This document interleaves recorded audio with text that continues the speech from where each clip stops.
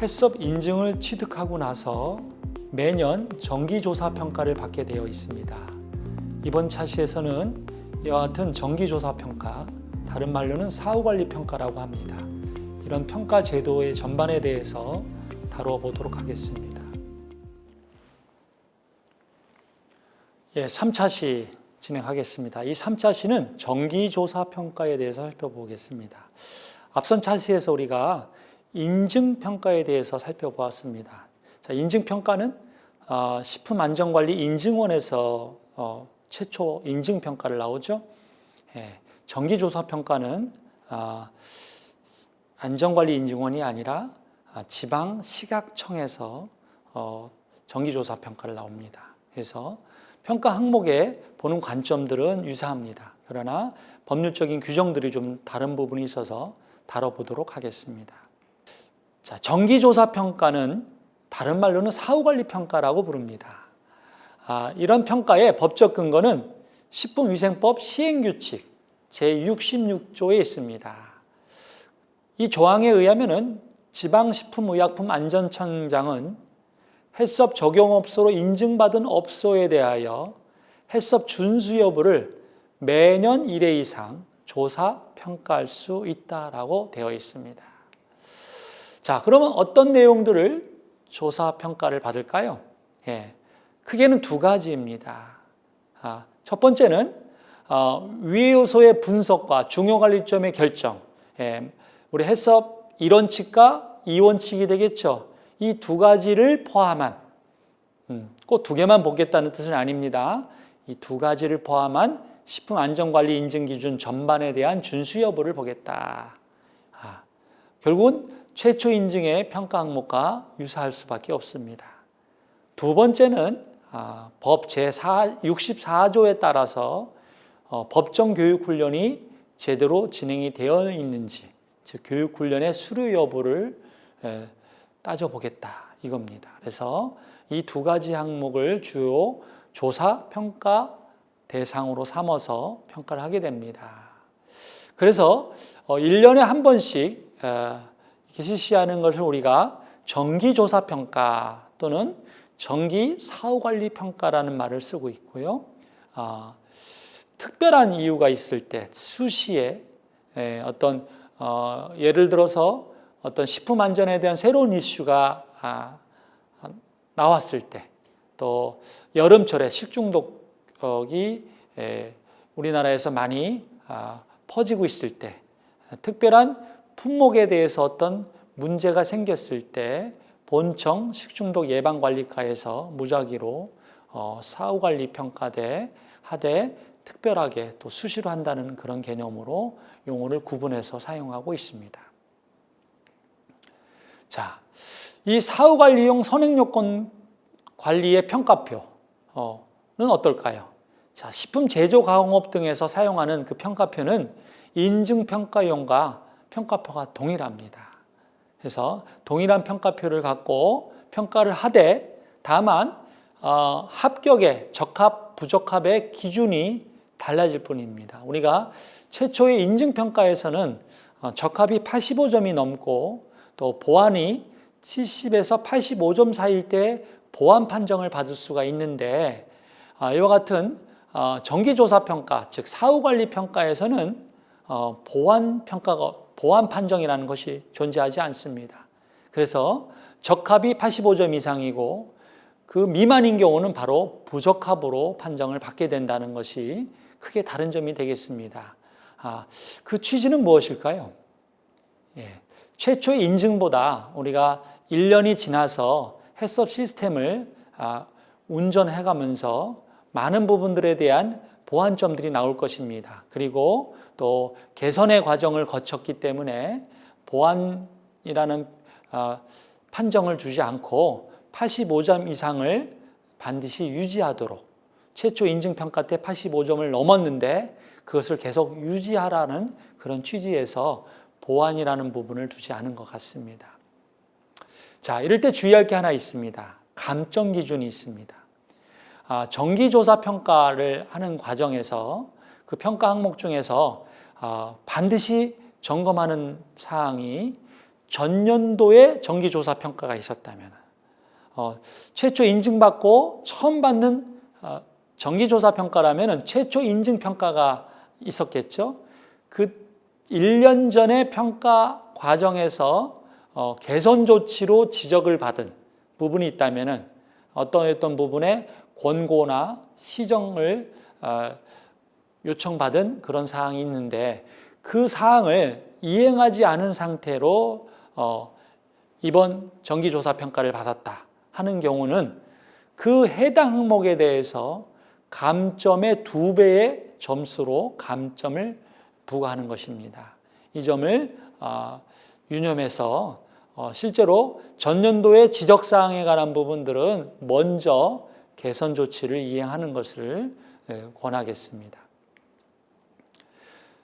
해썹 관리 부분에 있어서의 사후관리 평가표입니다. 이 경우도 식품 제조 가공업에 대해서 이와 같은 평가표를 사용하고 있습니다.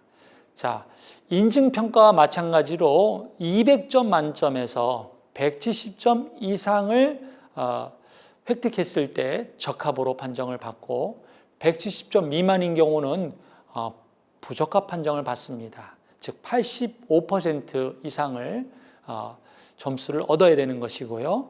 이 경우도 마찬가지로 보완 판정이라는 것이 없습니다.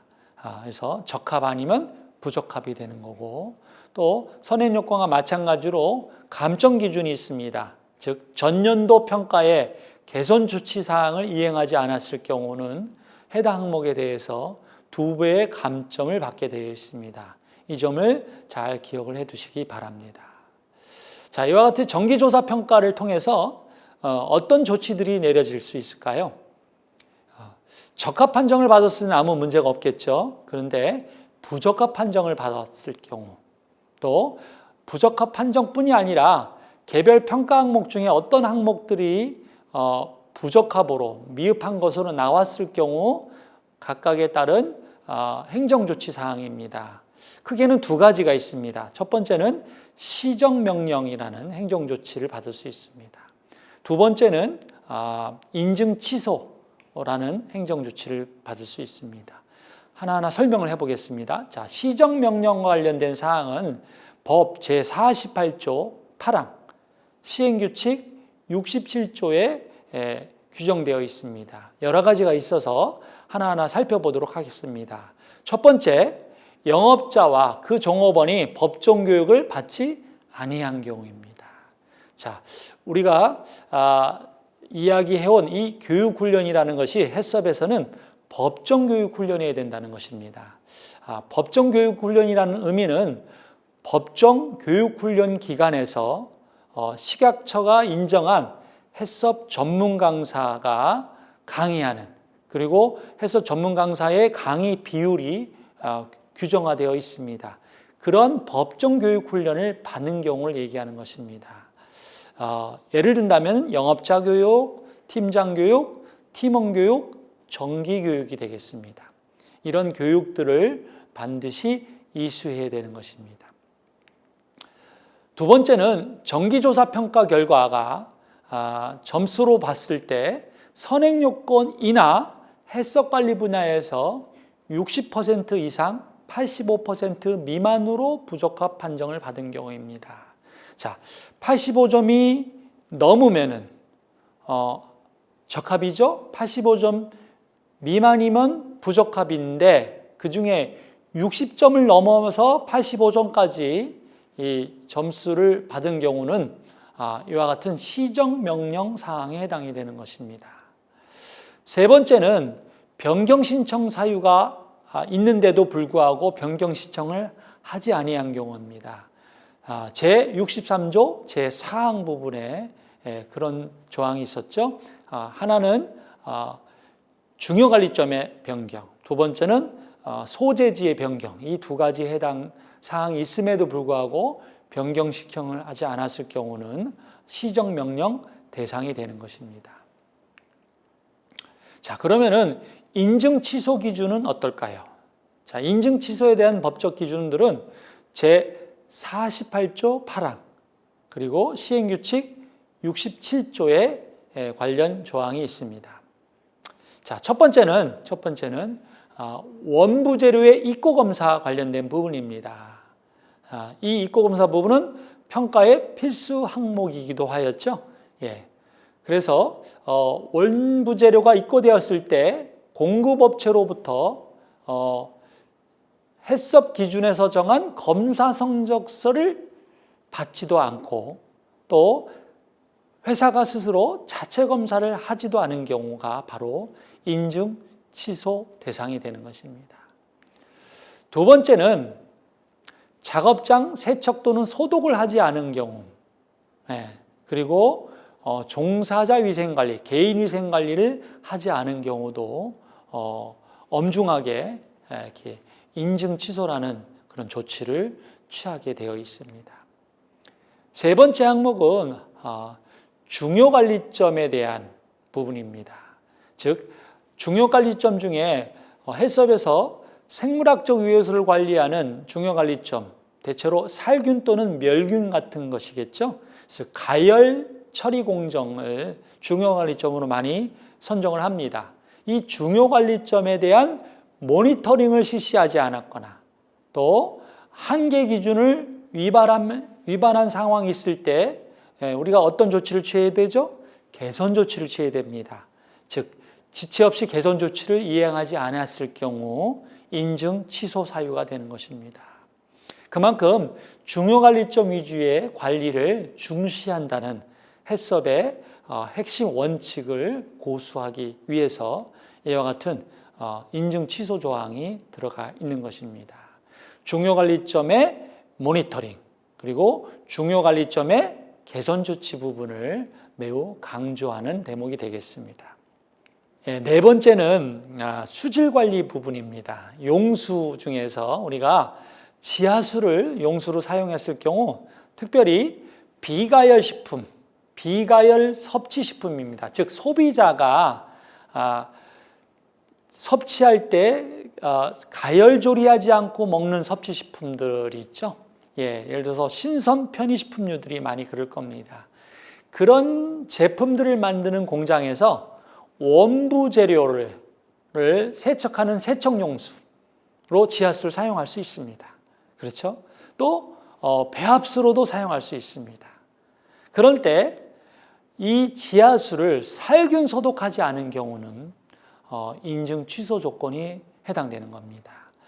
자, 앞서 우리가 선행 요건에서 소규모이든 일반 해썹에서든 선행 요건에서 용수 관리 부분에 가면은 상수도를 쓰거나 또 지하수를 쓸 수 있는데 지하수인 경우는 수질 검사를 하고 또 필요한 경우 살균 소독을 해야 된다는 일반적인 조항이 있습니다. 근데 여기서의 인증 취소 조건에 해당되는 부분들은 모든 식품회사가 아니라 비가열 식품, 비가열 섭취식품을 만드는 회사에서 지하수를 살균 소독하지 않고 사용하는 경우에 해당되는 것입니다. 다섯 번째는 앞서 정기조사 평가 결과가 60점과 85점의 구간이 있었습니다. 그 구간에서는 시정명령 조치를 받게 되어 있는데 정기조사 평가 결과 60점 미만으로 점수를 얻는 경우는 바로 인증 취소가 되는, 즉 부적합 판정 중에 사유가 점수가 60점 미만으로 매우 낮은 점수에 해당되는 경우는 인증 취소가 되는 규정을 갖고 있습니다. 여섯 번째는 거짓이나 그 밖에 부정한 방법으로 인증을 받는 경우도 역시 인증 취소 사유가 되겠습니다. 일곱 번째는 제75조 법에서 75조에서 규정하고 있는 부분과 또 위생법이 아닌 다른 법률입니다. 식품 등의 표시 광고에 관한 법률 제16조 제1항 제3항에 따라서 2개월 이상의 영업정지 또는 그에 가름하는 과징금을 부과받은 경우 인증 취소 사유가 되는 것입니다. 그리고 앞서의 시정명령 사항을 2회 이상 받고도 이를 이행하지 않은 경우에도 인증 취소 사유가 됩니다. 아홉 번째는 정기조사 평가 결과 60점과 85점 미만으로 부적합 판정을 받았습니다. 이런 경우는 우리가 시정명령을 받게 되죠. 그런데 그 시정명령을 받고도 이를 이행하지 않은 경우 인증 취소가 되는 것입니다. 마지막으로는 해썹 인증 영업소가 본인이 그 받은 식품을 다른 업소에 위탁하여 제조, 가공한 경우, 법 제48조 제10항을 위반한 경우는 또 역시 인증 취소 사유가 되겠습니다. 식품 제조업체가 해썹을 추진하는 과정에는 크게 3단계가 있습니다. 첫 번째는 해썹 인증을 준비하는 단계가 되겠죠. 그리고 인증 신청을 해서 인증을 받습니다. 마지막 단계는 지속적으로 이 인증 시스템을 유지하는 것입니다. 그걸 위해서 식약청에서 정기조사평가라는 제도를 사용하고 있는 것입니다. 그래서 3년 단위로 인증의 유효기간이 연장되면서 지속적인 식품안전관리 시스템을 유지할 수 있는 것입니다. 이러한 인증 시스템을 유지하는 데 있어서 필요한 것이 또 3가지가 있습니다. 첫 번째는 시설적인 요건들. 두 번째는 그 시설을 통해서 위생관리를 하고자 하는 종업원들의 의지와 마인드도 중요합니다. 세 번째는 의지와 마인드로 끝나는 것이 아니라 이것을 시스템적으로 구현할 수 있는 문서화된 시스템이 필요할 것입니다. 이것이 해썹의 핵심입니다. 그렇다면 해썹을 추진하기 전에 회사가 해썹을 추진하고 나서 해썹을 인증을 받고 나서는 어떻게 달라질 수 있는지 그 개선 사례를 참고 동영상을 통해서 확인해 보겠습니다.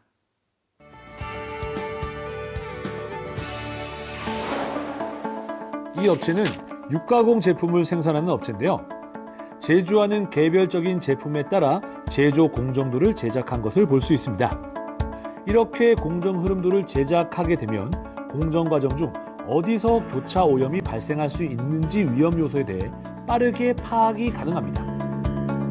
또한 작업장 평면도를 작성하여 이동 간 교차 오염이 발생할 수 있는 가능성을 관리하는 모습입니다. 평면도를 바탕으로 작업자, 물류, 배수, 환기 등으로 인한 교차 오염의 발생 가능성을 파악하고 예방 방안을 수립하도록 합니다. 또한 작업장 내 설비 배치 상황에 대해서도 시설 배치도를 작성해서 관리하면 한층 더 체계적이고 꼼꼼한 관리가 가능합니다. 이러한 공정 흐름도와 평면도는 원료의 입고에서부터 완제품의 출하에 이르는 모든 공정의 위해 요소 및 교차 오염 또는 2차 오염, 증식 등의 위험 가능성을 파악하는 데 큰 도움이 됩니다. 다음은 위해 요소가 발생할 수 있는 중요 관리점을 파악하고 개선 조치를 실행한 모습입니다. 이 업체는 육가공을 위한 분쇄기를 사용하고 있습니다. 분쇄기 사용은 금속 이물이 식품에 혼입될 수 있다는 위해 요소를 가지고 있었는데요. 그래서 이물의 혼입을 예방할 수 있는 금속 검출기를 설치하여 운영하고 있습니다. 또한 설비의 사용에 대한 SOP를 설치하고 사용 기록을 꼼꼼하게 관리하는 것 또한 잊지 않고 실시하는 모습입니다. 또한 육류를 다루기 때문에 원료를 적절한 온도로 다루는 것이 무엇보다 중요합니다. 이 업체는 원료 육가 완제품의 보관과 온도 관리의 중요 관리점을 설정하고 적정 온도인 영하 2도에서 5도로 철저하게 관리하고 있습니다. 햄을 가공하는 이 업체의 중요 관리점은 제품의 살균 과정인데요. 훈연육의 심부 온도가 75도씨 이상이 되도록 하고 2차 살균 시에는 제품 표면 온도가 75도씨 플러스 마이너스 2도로 관리될 수 있도록 조치하고 있습니다. 다음 업체는 음료를 제조하는 업체입니다. 음료 제조에서 가장 중요한 관리 지점은 살균, 여과, 세병 공정입니다. 이 업체는 중요 공정에 자동화 시스템을 도입했습니다. 살균 공정에서 가장 중요한 것은 온도인데요.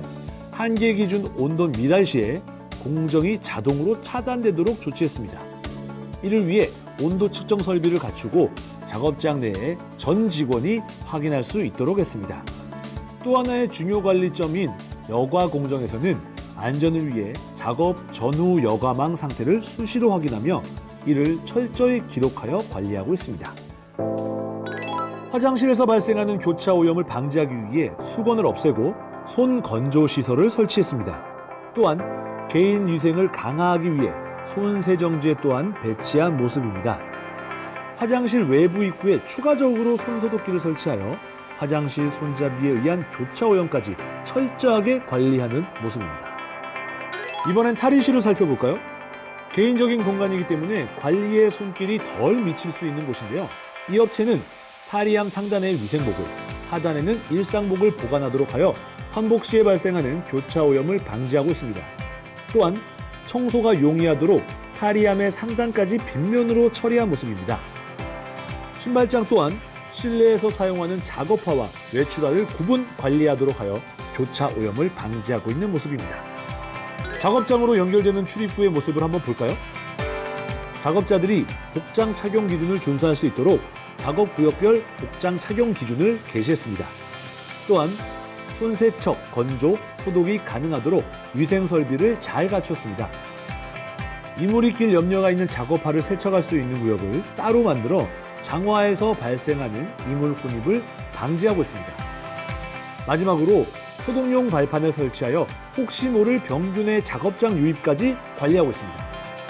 청결구역인 작업장으로 이동하기 위한 체계적인 위생 시스템을 갖춘 모습입니다.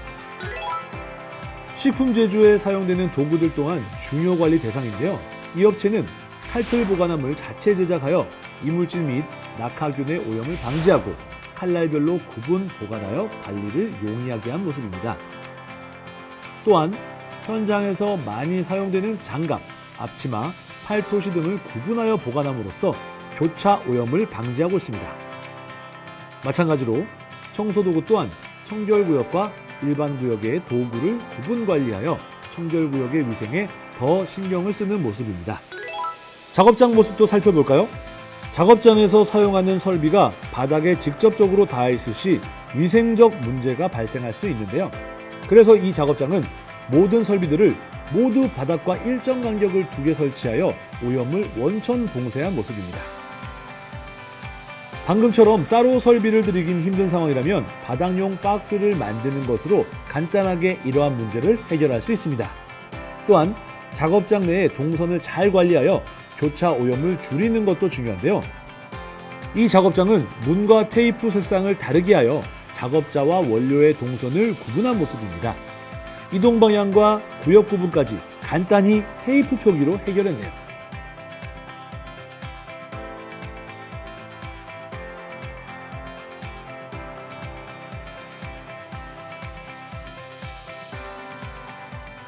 냉장고, 냉동고 등 온도관리 장치는 식품 제조업체에서 가장 관리에 심혈을 기울여야 하는 대상입니다. 이 업체는 냉장 설비마다 온도 기준 SOP를 설치하고 4시간 현장에서 온도관리 일지를 작성하도록 하고 있습니다. 냉장 시설 물건을 적재할 때는 팔레트를 사용하여 원료가 바닥에 닿는 것을 방지하고 선입 선출을 위해 일자 및 시간까지 꼼꼼하게 기록하여 관리하는 모습입니다. 해충, 설치류 등은 식품 위생에 큰 위협입니다. 이를 방지하기 위해 포획 등 끈끈이 등의 방충 시설을 운영하는 업체가 많은데요. 이 업체는 해충 포획량을 분석하여 기록하고 이를 기반으로 대책 시설을 운영하고 있습니다. 또한 유해 물질 유입 위험이 높은 환기구, 배수관에 필터를 설치하여 관리하는 모습입니다. 작업장에 전등이 파손되어 깨진 파편이 제품에 들어가면 큰 위험 요소가 되겠죠. 이 작업장은 전등에 비산 방지 커버를 설치해 혹시 모를 사고에 대비하고 있습니다. 해썹 기준에 따라 작업장 중 유관 확인이 중요한 작업구역의 조도는 최소 540럭스 이상을 유지해야 하는데요. 이 업체는 조도 점검표를 따로 만들어서 관리하고 있는 모습이네요.